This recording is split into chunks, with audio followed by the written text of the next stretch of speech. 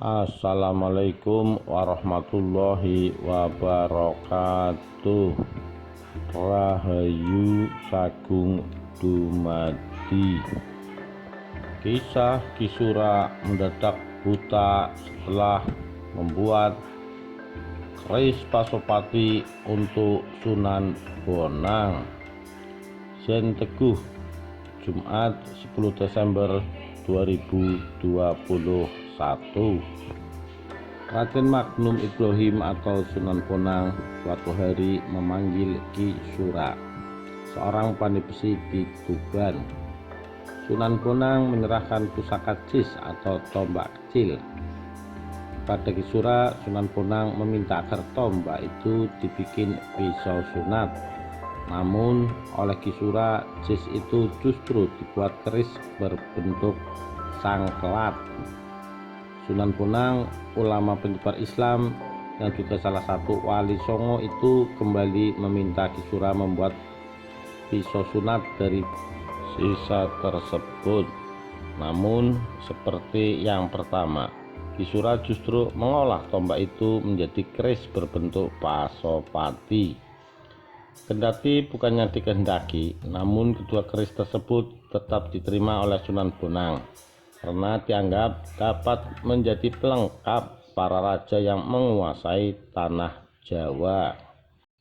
Tetapi setelah membuat keris itu, Ki Sura lalu sakit mata dan akhirnya buta dan tidak dapat membuat keris lagi.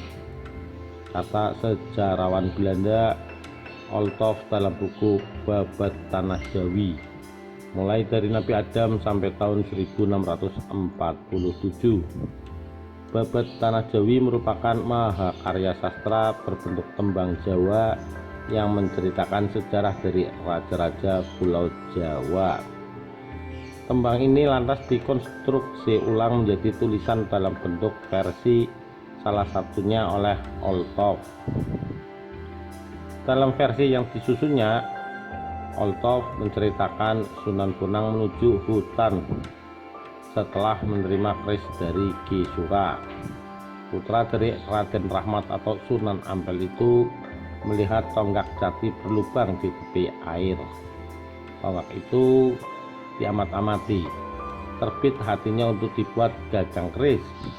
Setelah sampai di rumah, dibuatlah gagang untuk keris dapur atau bentuk Pasopati dan sangkalat tadi. Begitu selesai dan dirasa pantas jika dipakai para raja, oleh Sunan Bonang, gagang kedua keris itu dinamai Tunggak Semi.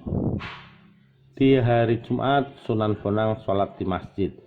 Saat itu Sunan Kudus melihat mengapa dia tak memakai jis. Berceritalah Sunan Bonang bahwa tombak kecil itu telah dijadikan dua keris. Sunan Kudus senang sekali melihat bentuk keris tadi, lalu dipinjam dan dibuat contoh membuat keris, ujar Olthoff. Orang yang diminta membuat keris itu seorang pandai besi bernama Ki Janas. Setelah selesai, keris Pasopati dikembalikan lagi ke Sunan Bonang. Menurut Kusni, dalam pakem pengetahuan tentang keris dapur Pasopati diciptakan oleh Empuk Ramahadi atau Empuk Ramayadi atau juga biasa disebut Empuk Ramadi ketika sedang menempa keris di angkasa.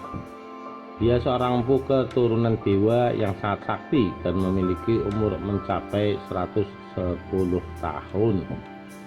Empu Ramadi hidup pada zaman Jawa Kanda sekitar tahun 125 Saka. Empu Ramadi menciptakan 3 buah keris, yaitu dapur Lar Ngatrap, dapur Pasopati, dan dapur Cundrik Arum. Dalam jurnal isi bertajuk Penciptaan Bilah Keris Dapur Pasopati Tinatah Emas Bunga Melati disebutkan Pasopati merupakan penggambaran dari Dewa Siwa yang juga dikenal dengan nama Sang Hyang Pasopati atau Sang Hyang Surapati sebagai salah satu dewa perang, dewa pelindung, dan juga dewa kebijaksanaan. Bebet Tanah Jawi tulisan Oltov juga mengisahkan satu bagian tentang Sunan Kalijaga.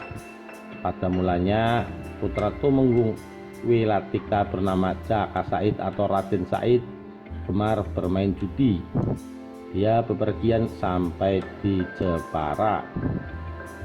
Jika kalah judi, dia akan merampok orang-orang yang berjalan di hutan Jati Sekar sebelah timur Laut Lasem. Suatu ketika Sunan Bonang melewati jalan itu.